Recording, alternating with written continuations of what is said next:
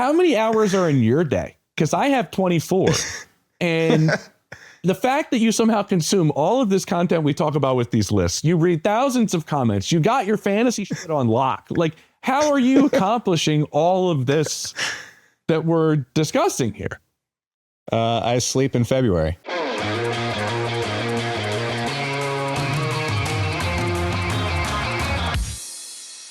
Welcome into Scoop City on a Thursday. I'm James Plummer. We're going to be talking about all of the top quarterbacks heading into week 8. Don't forget to like and subscribe. Please, friends, do so. It would be wonderful. I am going to be joined by Chase Daniel throughout all of that because he breaks down quarterbacks, let's just say it, far better than I do. We're going to talk about all of those. We're also going to go inside the locker room of the Pittsburgh Steelers and get a report there from boots on the ground, as well as the Kansas City Chiefs. Big Sunday night and Monday night matchups for both those teams. Let's get right into it.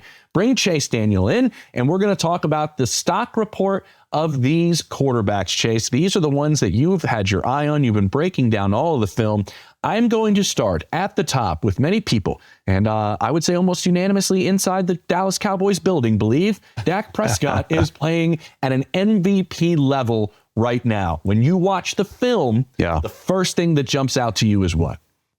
Well, James, I think the thing that stands out most to me is just his poise and control within the pocket. And you just really watch the game, and he's just able to handle situations that maybe a lot of different quarterbacks couldn't handle. And look, going into the season, a lot of people in the media, including myself, were like, hey, you don't have enough receivers, but they went out and got George Pickens. You don't have a run game, that O-line, you're losing some people. You know, that defense is that, and none of us expected Dallas to even be remotely where they are at right now offensively. A couple things that has to do with is, one, Dak's playing at a crazy level, but two, Brian Schottenheimer, the new head coach, he's calling plays. They're motioning more than they have. They're doing a lot of different things that is like really good for Dak. But when you look at him physically, like just the way he sort of changed his body, and I think that matters because I do think like he looks in better shape than he ever has been. He's always taking care of his body, but usually as quarterbacks get older, right, they try to fine tune certain things, whether it's, hey, my diet, or I need a customized vitamin plan, or I need, like, I remember when I was at Drew Brees and Drew was at the top of the game. He was the first $25 or $30 million quarterback, whatever it was. He constantly found ways to get better and improve himself. Like after leading the league in passing one year, he comes in the next year, he's like, I gotta get better at this, I gotta get better at that. And with elite quarterbacks, right, there's a big gap between good and elite, but there's an even like really small gap from elite to like Hall of Fame. I'm not saying Dak's a Hall of Fame, but he's elite right now in the way he's playing. And so he's trying to fine tune small little details in his game to do that. And it's just, look, their defense is last in the NFL in yards. They're having to score 35 points a game to even be remotely in stuff. If their defense can turn the corner just a little bit, and I know they have a hard schedule coming up, they got a chance. Yeah. I'm excited. I was talking to the defense coordinator the other day, Chase, and he was like, he is certainly in the small MVP conversation in his mind of the couple of guys that are up there right now. And if you talk to anybody in Dallas, it's the complete command he has right now. And the thing that was mentioned to me I thought was interesting is that he's using his football IQ at another level than compared to years past, using everything that he has at his disposal. And with both these guys on the field, it's sure helping the run game as well when you got two borderline number ones really out there. I know one's definitely a number one. George Pickens playing right now like a number one. Unbelievable, dude. He's having a breakout year for sure. It's been unreal. And that certainly helps Javonte Williams, who's run the ball really well, and it helps Dak stay balanced in terms of what he sees from defenses and what he can do. How about Jalen Hurts? I'm not sure how we can improve on perfection, but that was his passer rating this past week. A perfect passer rating. Jalen Hurts in this Eagles offense scrutinized heavily, though, Chase. What did you see that was maybe different coming out of their little mini bye that they had after their Thursday night game and came out and played pretty well offensively? Yeah, look, I think there's been a lot of different scenarios and different opinions about Jalen Hurts. For one, the dude is playing the last game. I thought it was probably the best game I've seen him throwing the football. And it was a lot of different things. One, the offense wasn't as predictable. Two, they were under center. I know Jalen Hurts does not like to get under center. I know there's been some stuff like, hey, I want to be in the shotgun. I want to do this RPO type stuff. But when he was under center, that play action bomb to Smitty, I mean, you're throwing the ball to A.J. Brown. You have two of the best receivers in the game. Like, they are one of the top three duos in the game. You just got to find ways to get on the ball. You can't just line up. You can't run these little 5-yard in routes. And then just Jalen Hurts at the line of scrimmage, I thought, was really, really good against a really good Vikings team. And everyone knows, and if you haven't seen the clip of him, hey, pointing like, A.J. Brown, you're hot. And then it's an actual double move. They've been setting that up all game. And look, I think people say I'm one of Jalen Hurts' biggest critics. I just call it as it is. If it's not good, then I'm going to say it. If it's good, you're going to get credit. And I just think he is. Now here's the thing. And here's the thing about this Eagles offense. Can you get Saquon Barkley going? Can you get the run game going? They're one of the worst teams in the league with that offensive line and that run. How in the world do you go from like the very best, one of the best seasons we've ever seen from a running back to really not being able to run the football at all? And it's just putting more on Jalen Hurts' plate. And I think that at times has looked into some of the weaknesses of Jalen Hurts' game, but not this past game against a really good Vikings defense. Yeah, you're exactly right. 20 snaps under center, the most they've had in a game since week 9 of last year. And you mentioned it there, so I wanted to point it out. Also, when you talk to defensive coaches, and I know you know this, Chase, but really quickly, where does his vertical ball rank? Because I keep hearing just as a vertical thrower, that is maybe one of his biggest strengths. Yeah, it is. And I do think, like, even the whole time I've been breaking him down, and since he's been starting to play at such a level at the NFL, really, and even going back to his college days, he does throw like one of the better deep balls in the game. I mean, it's just the fourth down to A.J. Brown, on the double move. Yeah, and it was like one of those where the ball seemed to be in the air forever, but it was on a line, but it was also had like a nice little arc to it and just hit them in stride. And I think that's the biggest thing on these deep balls that a lot of college quarterbacks struggle going to the next level is like a lot of these college quarterbacks, like they throw the ball up and it's completed, but then they get tackled. Throwing your guy open on these deep post routes or these deep go balls, that's what's the most important thing about it. Yeah, it's a pretty one to see. I won't deny that. Somebody that's, I don't know how this isn't a perfect passer rating, but when you're Drake Maye, you have 2 incompletions in a game. You go 21 of 23. And I heard Kurt Warner the other day saying, it's funny he did that and he still left some plays out there. That's how good he was playing, and that's how good this offense is working right now. What specifically is working with what Josh McDaniels is asking Drake Maye to do, and how you're seeing him respond to them kind of, it seems like each week, open up more and more for him to do with this offense? Yeah, and that's exactly right, James. The more I watch this offense, the more it does open up for Drake Maye. It's almost like Josh McDaniels really didn't give him the full offense. The last couple weeks, we've seen the full offense because he's been able to show that he can handle it. The one thing, though, like obviously, like everyone's going to talk about, hey, his completion percentage, 75%, 3 out of every 4 balls he's completing, which is absurd in the NFL. Like 12 yeah, of course, you're really accurate. I like that.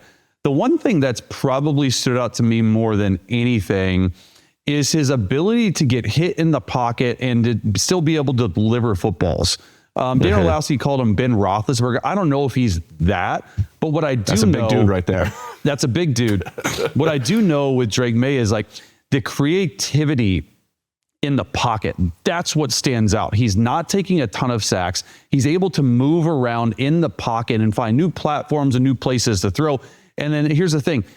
He is completing 75% of his passes, right? But he is throwing the football down the field. I saw some crazy stat on throws over like 30 yards. I mean, a good completion percentage on throws over 30 yards would be 30, 40%. I think he's completing like 65, 75% of those throws, which is absurd. And they're hitting their deep shots. I love it. I love it. And you ask Mike Vrabel or Josh Miller, say the arm angles from different spots. They're moving him a little bit more, right? The play action game, because you know this with young quarterbacks, there's a fear of turning your back to the defense, running the play action, but then now they're moving them and running the bootlegs. And I love kind of the way this has evolved with Josh McDaniels and Drake Maye. From a young quarterback to an older quarterback, but he's playing like age is just a number in Matthew Stafford. 5-2. He is that game in London against a good defense that has played well. Yeah. And specifically has forced a lot of turnovers. It didn't matter to Matthew Stafford. Is this the best we have seen him play in recent memory? I do. I think it is. And look, everyone remembers those Lions days of him not winning a lot of games, and rightfully so, because they were just bad overall. Mm-hmm. Amazing what offensive guru and a play caller, and then these receivers that he has this year in Devontae Adams and Puka Nacua, and then also that Kyron Williams is probably one of the most underrated backs in the game. They ask him to do so much. And then Tutu Atwell is like, this is like one of the more underrated receiver trios in the game. And I just think that they're finally, I say finally, here's the thing. The last 2 years, they've started really, really slow, and they've had to sort of claw their way back, and they've been really streaky. Here in this year, I just feel like they're just like demolishing folks. Like, I just feel like offensively, they're healthy on the offensive line for the most part. Matthew Stafford looks healthy, and he's always ended up being banged up at some point in the year. But those receivers, man, to me, it's one of those things where it's just fun to watch. And then here's the thing that a lot of people understand, but maybe don't think about. Sean McVay's offense is like next level, like smart. Like, you have to be an extreme brainiac genius, and that is Matthew Stafford. There's been no quarterback I've been around, including Drew Brees, including Justin Herbert, that is as smart and processes as well as Matthew Stafford does. Yeah, that's a great point. And he's always made plays. There's always been the big arm. There's always been the explosiveness. There's always been the no-look passes thrown across his body, things like that. Doesn't it have a feel right now where it's like the ball's not even getting put in harm's way while he's doing all of that? I mean, it used to be you got all those explosive plays, and there'd be maybe be a turnover or two.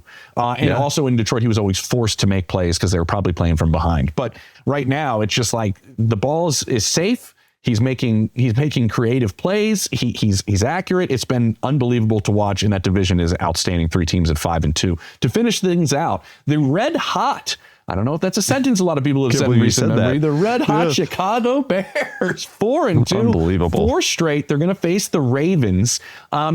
We know that this run game has been better. We know that came out of the bye, and now they've had 145 and 222 in their 2 rushing games since the bye, something that Ben Johnson wanted to do, and it's their 2 highs for the season.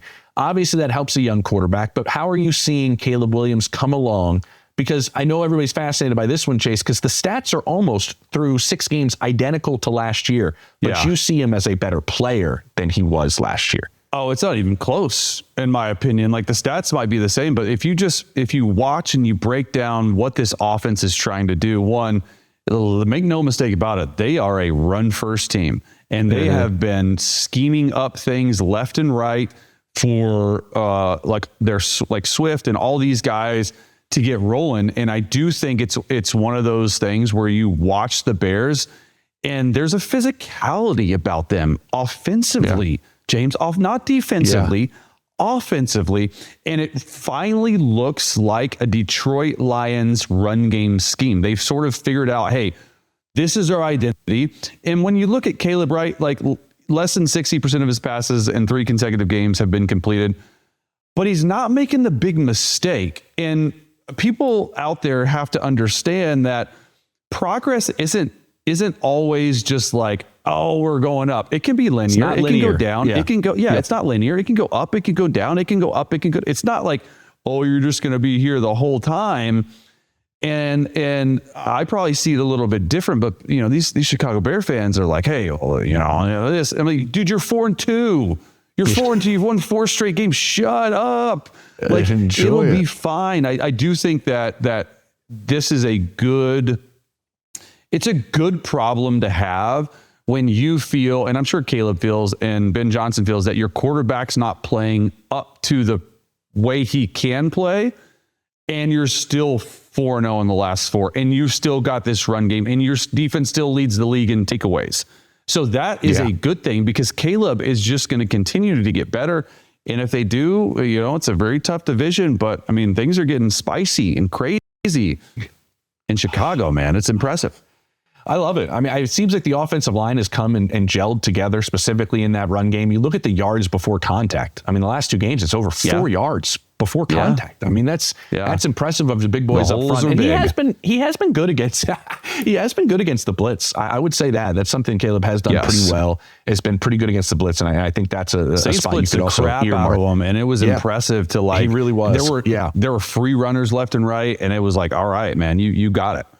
Yeah, there it is. Behind the stat, you got to go past these stats. Chase will give you the real goods, guys. Don't just look at the box score. Come on. We're going to go inside a couple of facilities coming up with some boots on the ground reports from both the Steelers and the Chiefs coming up to Scoop City on a Thursday with Chase Daniel and James Palmer. Welcome back to Scoop City on a Thursday. James Palmer here with the Athletics' Mike DeFabo covers the Steelers for us. Mike, I'm not sure if you know this, but Aaron Rodgers is playing the Green Bay Packers this week. This is a big deal. I just want to start with Aaron, though, and aside from this week, so many eyeballs were on what were him and Arthur Smith going to put together as an offense. What was Art going to take from the previous guys he's played with? And it's been a number of different skill sets those guys have had and marry it with what Aaron does best. What have you seen from this offense with the two of them kind of piecing this together? And how would you describe what they've built offensively? Well, I think you have to give Arthur Smith credit because he's worked with 3 very different quarterbacks in his short time in Pittsburgh. I mean, with Russell Wilson, it was moonball or nothing. With Justin Fields, they were trying to capitalize on his mobility and his elite athleticism. Now you get a quarterback in Aaron Rodgers who still can definitely throw the football. He has the arm talent, but at least early in the season, his mobility wasn't what it once was. So what they designed was an offense that was predicated upon short, quick passes. And through the first 3 weeks, I would say, that's kind of all the offense had was get the ball out of Rodgers' hands, get it to DK Metcalf, create a ton of yards after the catch. But beginning week 4 in Dublin, we started to see the next evolution where they went to some heavier personnel groupings and were able to run the ball more effectively. And then when they were, that's when some of those teams started going to more single high defenses, and Aaron Rodgers was able to take his shots downfield. So I think you've seen a continual evolution from a short, quick passing game to one supported by a running game, and now sprinkling in those timely deep shots. And you're starting to see him move around a little bit in the red zone, right? The old Aaron Rodgers we're used to seeing, maybe buying a little time, throwing across his body. We were all curious if that was going to, still be there at this age. And that's why I bring up the age. Do you think he comes back next year? And what has the locker room been like with Aaron Rodgers? Because I believe you're writing about that on The Athletic. Make sure everybody checks that out about kind of the behind the scenes aspect of Aaron in this locker room. Yeah, I think that with each passing week, you're seeing Aaron Rodgers get more mobile and more comfortable within this offense. And I mean, when he had his Achilles injury initially, he was very optimistic about that time frame.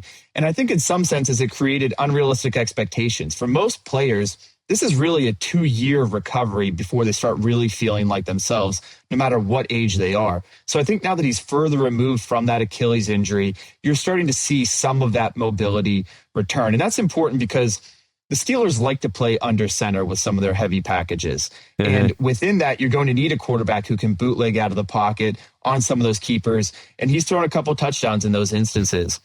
Now, to your second point about the locker room, I don't think that you could find a guy that really has a negative thing to say about Rodgers. When you watch him on TV, probably when you watch him on primetime on Sunday Night Football, there's going to be an instance where you see him running down the field and getting in the face of one of his wide receivers or one of his running backs. But if you talk to the guys in the locker room, to them, that's really a good thing. This is a pretty young Steelers offense. 4 of the 5 starters on the offensive line are in their rookie contracts. You've got wide receiver Calvin Austin in his rookie contract. Roman Wilson is in his second year. Darnell Washington, the big tight end, he's still in his rookie contract, only in his 3rd season. And so I think that when Rodgers came in as a 4-time MVP, as a Super Bowl champion, and he demands perfection and precision, maybe if it was in a different situation, it wouldn't be accepted the same way. But because he is Aaron Rodgers, guys realize, hey, I don't want to be the reason why we're messing up. Rodgers is going to know what he's doing. And so you're seeing a very hands-on approach from Rodgers. I mean, I think the best example was during training camp, he literally walked Roman Wilson through exactly, this is how you run an out route. This is exactly where I want you to be when I want you to be there.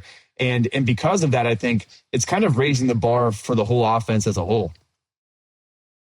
I love that. Just don't tackle him after a touchdown. You just can't do that when you're heading towards the sideline. That's the one thing you can't do with Aaron Rodgers. You mentioned the receiving core and Roman Wilson, and we know that Austin's out. Do you think they make a move before the deadline at helping find a complement maybe to DK? Well, coming into the season, some things that I was hearing within the organization was that they really wanted to give Aaron Rodgers the best chance to make a legitimate run this year. And doing so, they want to surround him with as many weapons as possible. So Omar Khan, the general manager, has built this reputation in his short time running the Steelers as a very aggressive wheeling and dealing type of general manager. And so, that was highlighted by the blockbuster trades, plural, that he pulled off this offseason with DK Metcalf, with Jalen Ramsey, with Jonnu Smith. So I think he's definitely going to work the phones, and he's definitely going to be listening to all the options. And really what the Steelers have to decide is the receiver that's available a clear upgrade over Calvin Austin? Because right now he's settled into that wide receiver 2 role. He is a speedster. He could take the top off the defense, but he also has some size limitations at about 5'9". So you're looking for maybe either stylistically a different type of wide receiver or one that's an obvious upgrade. But I think that, the Steelers over the last maybe year and a half have been connected to virtually every receiver imaginable. And I think they're only going to continue to be the betting favorite for a lot of these receivers, and for good reason, because I think Omar is listening. Yeah, everybody. Jalen Waddle's coming to the Steelers. You know what I mean? Like I said, that's what you're hearing nonstop. And I know you're dealing with it. And I know you're working the phones to figure it all out. I just wanted to see what the latest was there. Before you go, on the other side of the ball, I think I covered a couple of Steelers games the back end of last year, the playoff game in Baltimore, and I felt like you kind of saw a defense that was maybe leaking a little bit. And you saw the move, with Minkah Fitzpatrick, and you saw oftentimes that a lot of turnovers can mask some of your injuries or issues that you have on a defensive side of the ball. We saw last week, was that maybe just a game? Or are we, going back to the way we saw them maybe in the first 2 weeks where we had some question marks about this defense? Where do you stand on that unit? Because Jordan Love has a lot of weapons and he's playing well. It was an extremely disappointing defensive performance. And really because the Steelers more or less built this defense or the secondary to beat the Bengals. They knew that Jamar Chase and T. Higgins, that is a unique challenge for a defense, but they felt like with Joey Porter Jr., Darius Slay, and Jalen Ramsey, they would be much better positioned to handle that unique challenge. And they really basically flunked it. They knew they were going to score points against a bad Bengals defense, so you really just couldn't have a disaster defensively. And that's what it was. You couldn't allow Jamar Chase to set a franchise record with 16 receptions like he did. You can't allow T. Higgins to catch a big explosive play in the waning minutes like he did. And the problem for the Steelers is it wasn't just the secondary that got beat. They actually here in Pittsburgh this week have been talking more so about the run defense because, they were going against one of the worst, if not the worst rushing team in the NFL. Yep. They gave up 2 explosive runs and ended up giving 142 rushing yards in total. The pass rush did very little when they were, they basically were a nickel the entire game and their 4-man rush was not getting home. So it would be hard to find a single area in which the defense played well.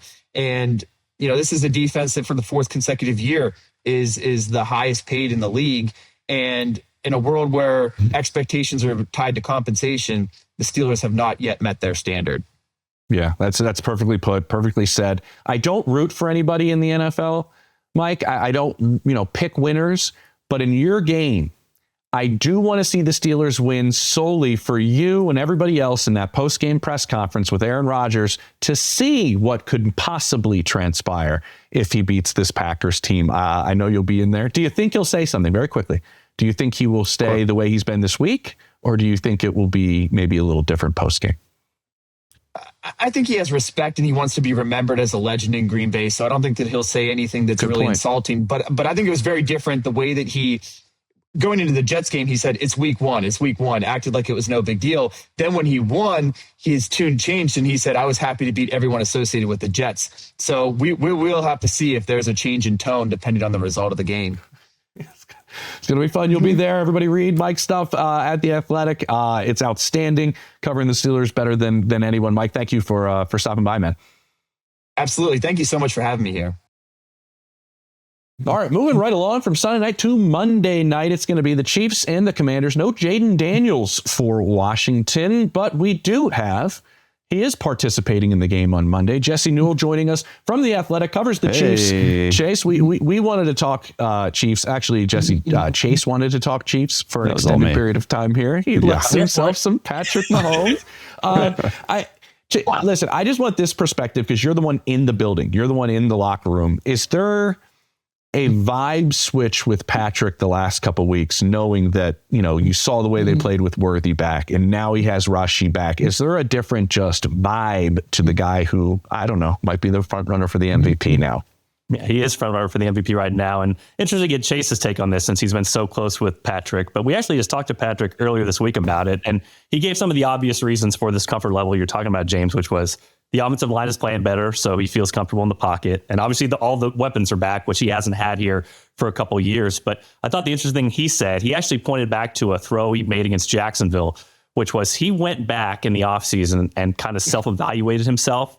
And he talked about he wanted to play perfect football pre-snap. And so a lot of times when he had an alert route or a third read, he would just basically not read that. And if you got to your first read, second read, he would just either scramble or throw the check down.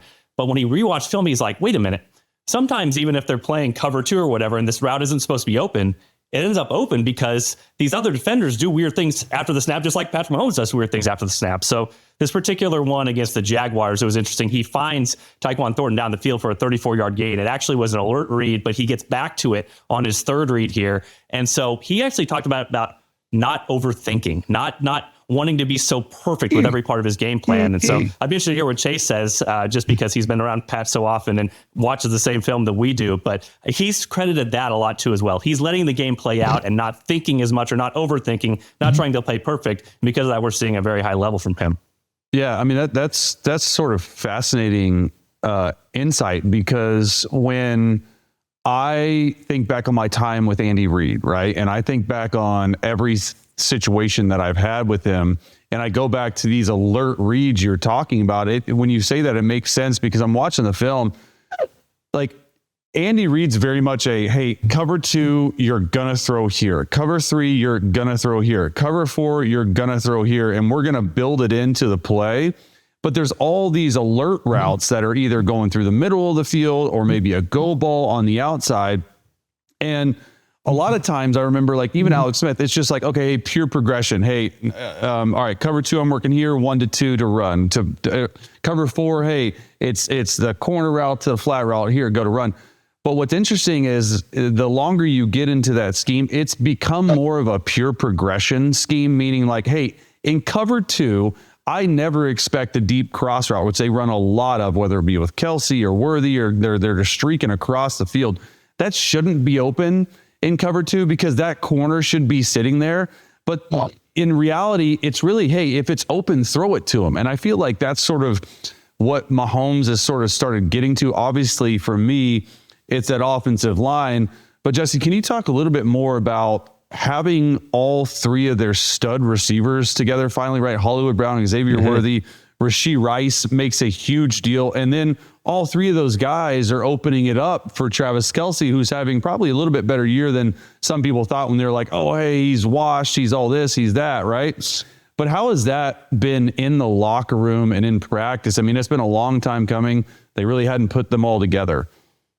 Yeah, I think the most fascinating thing about this, and Patrick has talked to it as well, I asked Matt Nagy and Andy Reid about, they basically all to a man will talk about this, which is this receiver group is close. And it's not something you always get in an NFL locker room. You have different personalities, but they're like cheering for each other. They want each other to do well. And that's so important now because Rashee Rice is back and he's going to take a huge target share. I know Next Gen Stats, he had 10 targets last week. Rashee Rice did. He ran 16 routes according to Next Gen Stats. I mean, you cannot target a guy basically more than that. But if you go in the locker room, I'm learning some things. I actually asked my daughter about it so she could help me with the story. Like, they do some shadow boxing, which I guess is like the Gen Z version of rock, paper, scissors. You know, they're in there all hanging out and doing that sort of thing. They play video games together, but they all are cheering for each other. And like a guy like Tyquan Thornton, he was so big for them early in the season. Now his snap count is really low. But it was so interesting, in the locker room a couple weeks ago after they won, he's the one cheering on. We're talking to Xavier Worthy. He's cheering him on from like behind and giving comments like everybody's got to eat. That's kind of their motto this year. And so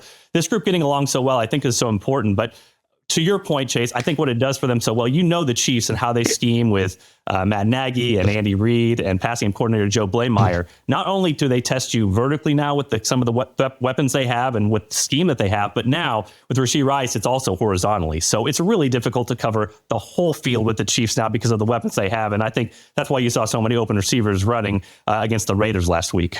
Yeah, and you got a quarterback that can pretty much touch every blade of that grass. And I would say, Chase, also, I think Rashee underneath also benefits along with Travis, right, with the way that those other two receivers play downfield. The layers to the passing game is really good. I want to ask a question on the other side of the ball. We can get back to Patrick. But I am curious because I hear a lot of things about the defensive front, the defensive line, the interior portion. There's some young guys there, right, Jesse? But do you think they make a move before November 4th? It was backfield. Are they going to get a running back? I think it's more, do you need to beef up any part of your front seven on the defensive line before November 4th? Yeah, and our Diana Rossini from The Athletic, has reported that as well, that the Chiefs' defensive lines where they're looking at. It becomes more of a priority now because Omar Norman-Lott, their second-round pick who had been coming on, he battled some injuries. Now he's out for the season with a torn ACL. So, yeah, I would think so. The tough part about the Chiefs, and we all know this from covering them and knowing about them, is Steve Spagnuolo loves continuity. He loves guys he knows that he can trust, and that's why they traded for Derek Nottie earlier in the season. He's been filling a role for them, but to your point, James, I think the biggest concern you have to have for the Chiefs is Chris Jones plays so many snaps and he has such an oversized role to what they do.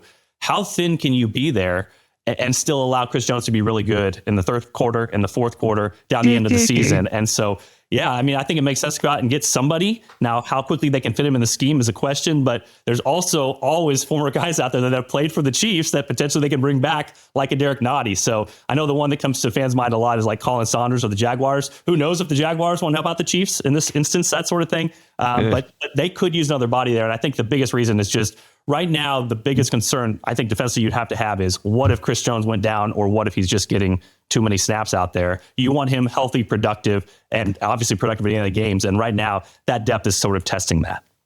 Yeah, and look, with Steve Spagnuolo, the dude is unbelievable, and he's going to blitz from every type of situation and what he does, and we all know that. But I just feel like, I don't know, James, you're following along too. We're not there every day.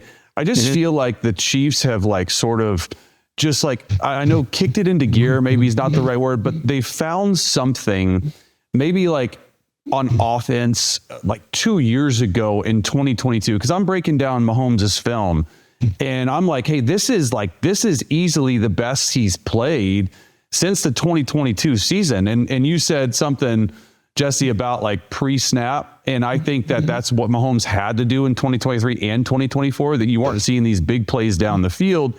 But I'm curious to you, and when you talk to your other reporter friends around the league, are they got to be scared about the Chiefs and just the way they're, truly, I've been trying to say it. Everyone's like, oh, this and that and another, but there's got to be some issues, right? That the Chiefs are choosing to get to people, right? Yeah. I think here's what brings it up to me most is if you look at the numbers, I've been going through some of the true media numbers for the Chiefs, how often they've scored this year on their possessions and how often they've scored touchdowns on their possessions. And we think back, we remember the Chiefs the first 2 weeks, they were struggling. Mahomes was scrambling all the time. They didn't have their weapons. Xavier Worthy was out. They were trying to get pieces back in there. Rashee Rice wasn't in there. So consider all that. Remember, those first two and a half games were pretty shaky when it came offensively.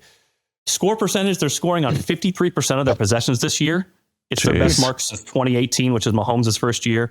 And then touchdown percentage, I think it was up to 34% of their touchdown percentage. It was somewhere in the 34 to 36% range. Again, best mark since 2018, which that was when Mahomes was on the scene his first year, and everyone was like, what kind of offense is this? They led the, you led the NFL in offense, points per game, everything. And so that, to me, that crystallizes it, which is even through a really difficult stretch where we know they were trying to kind of figure out what they could work on, what works, what can they get consistently going. Even with that stretch, their offense right now is on pace to be a Mahomes first year as a starter level. and now should be ascending more with Rashee Rice in the lineup. So to me, that's what you're talking about here is like this Chiefs offense is just getting started, and already it's pacing towards an offense we really hadn't seen up until that point in history when Patrick Mahomes became the starter. So that should be scary for a lot of teams around the league. Man, I was there regularly in 2018. It was wild. I do want to ask you this, Chase, before we say goodbye to Jesse. Him and I would probably both like to hear this.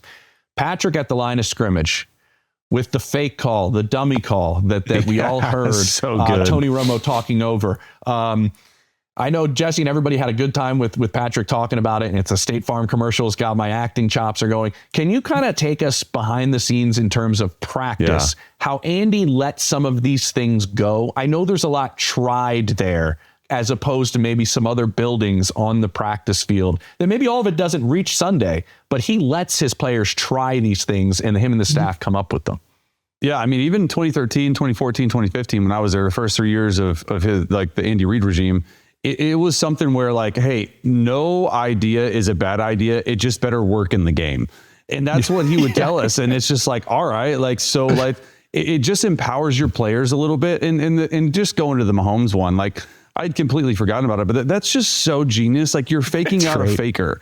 Like it's just one of those things where you're just like, all right, like, screw this. It doesn't. And then, and they get him, and he's constantly, and I say Andy Reid's constantly on like the precipice of like just continually getting to that next thing that works or this, and he's just constantly pushing it. And we know the story about it. He told us in Scoop City with me and Diana last year, he was like, hey, we'll take plays from a janitor. Like it doesn't matter. And I think that's just such a good job of coaching, because it really puts some accountability to your players. Hey, if you have a play, just make it work.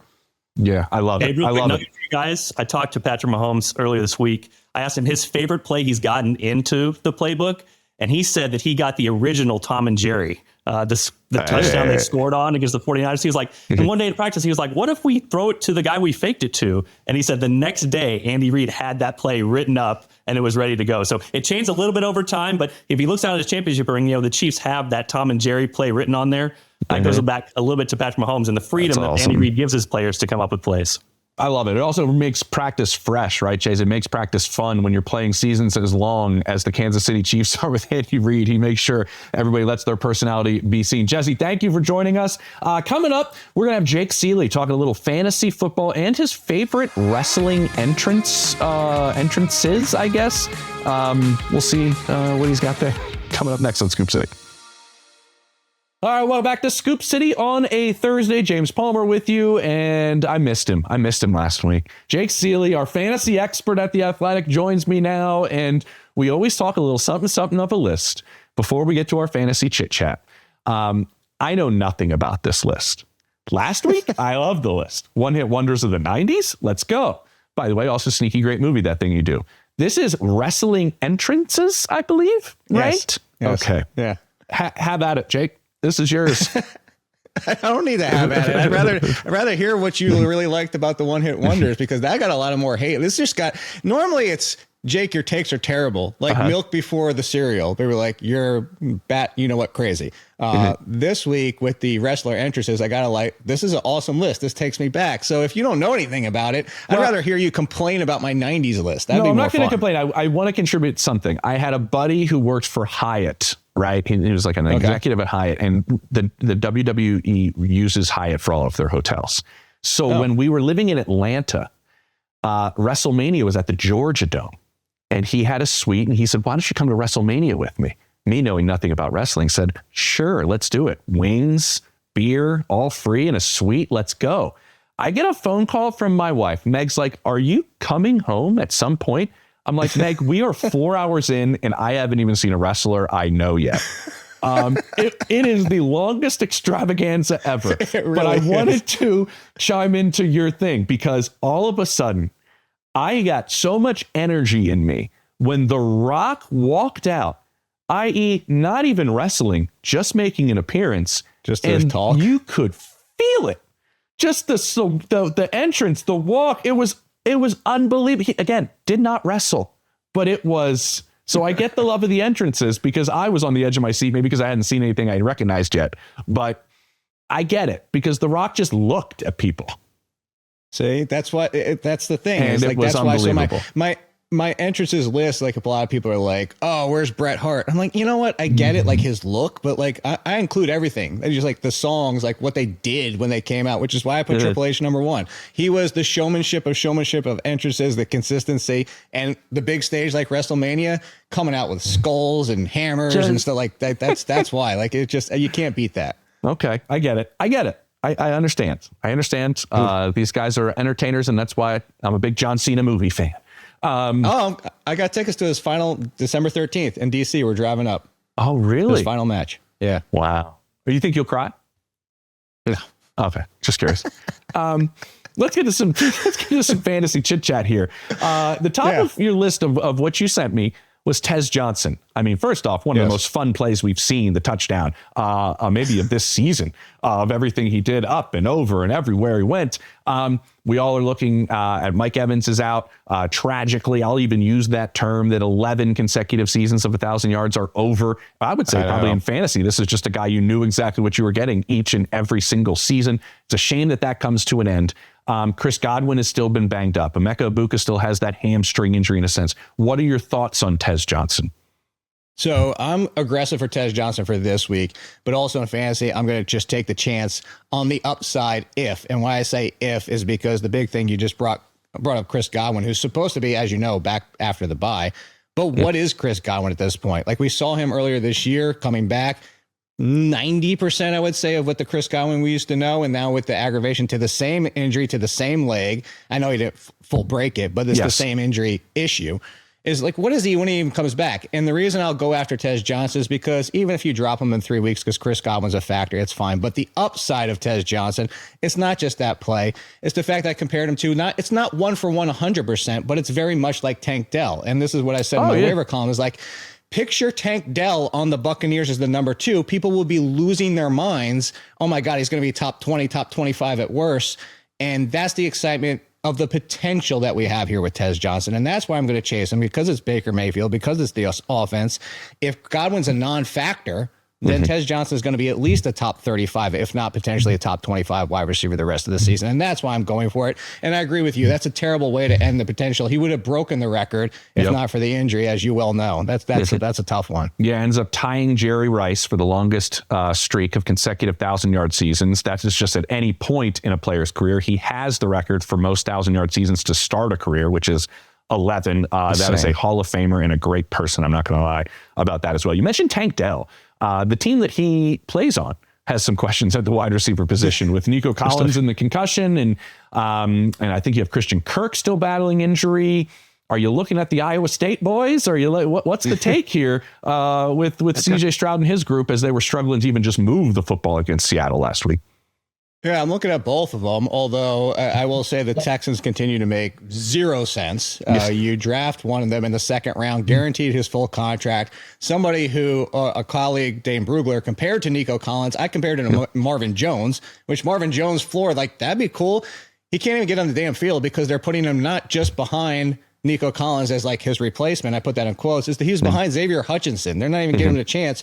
But what we saw in that game is when Nico left, it was exactly what they said. He stepped in. He actually ran the most routes as the Nico replacement. So it's cool for this week. We assume that Nico Collins is out, but I think the real appeal here was with Jalen Newell because he is the Christian Kirk replacement, who we know kind of can't get on the field, which sucks for Christian Kirk because we know when healthy, he's been productive. But at this point, we know that Collins is probably back next week, whereas, Christian Kirk's, who knows if he's ever going to play at this point. And Jalen Newell at least steps in as that option, as that kind of a similar big play threat to Tez Johnson, not a 1-for-1 comparison, as you know.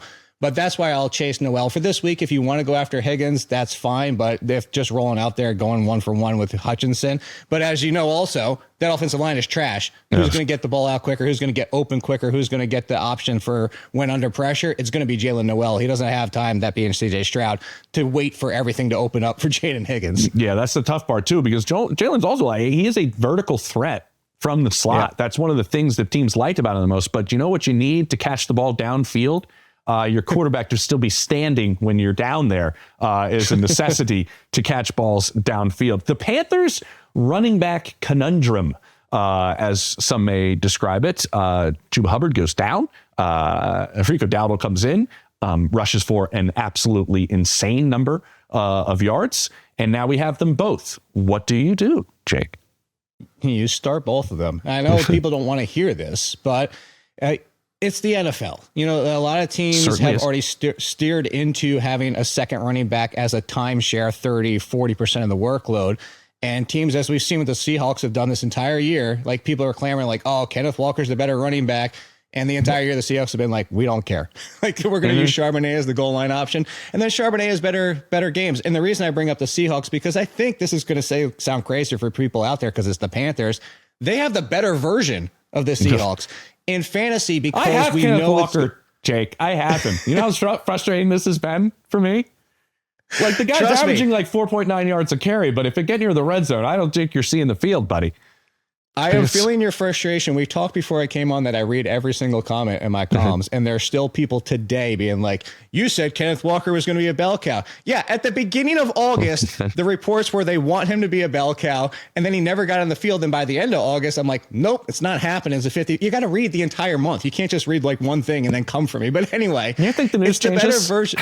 Yeah, it's consistent 50-50 use. So I would say better than the Seahawks in fantasy because you can use both of them and don't have to get frustrated with, oh, it was a bad day and he didn't even get a touchdown. They get the Bills this week on top of it, which have no run defense.